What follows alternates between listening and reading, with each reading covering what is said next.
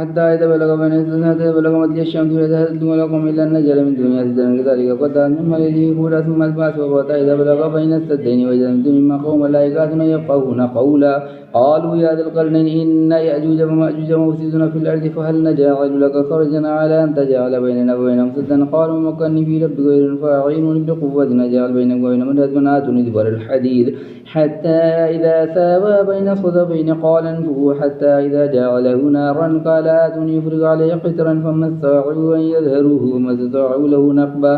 قال هذا رحمة من ربي وإذا جاء وعد ربي جعله دكاء وكان وعد ربي حقا وتركنا بعضهم يومئذ يموج ببعض ونفخ في الصور فجمعناهم جمعا وعرضنا جهنم يبدل الكافرين عرضا الذين كانت أعينهم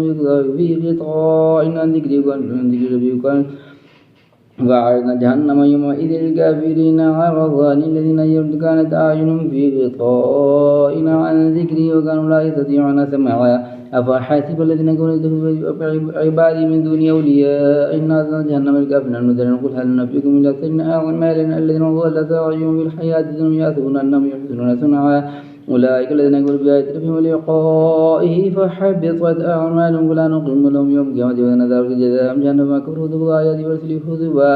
إن الذين آمنوا وعملوا الصالحات كانت لهم جنات الفردوس نزلا خالدين فيها لا يبغون عنها حولا قل لو كان البحر مدادا لكلمات ربي لنفذ البحر قبل أن تنفذ كلمات ربي ولو جئنا بمثله مددا قل إنما أنا بشر مثلكم يوحى إلي أنما إلهكم إله واحد ومن كان يرجو لقاء ربه فليعمل عملا صالحا ولا يشرك بعبادة ربه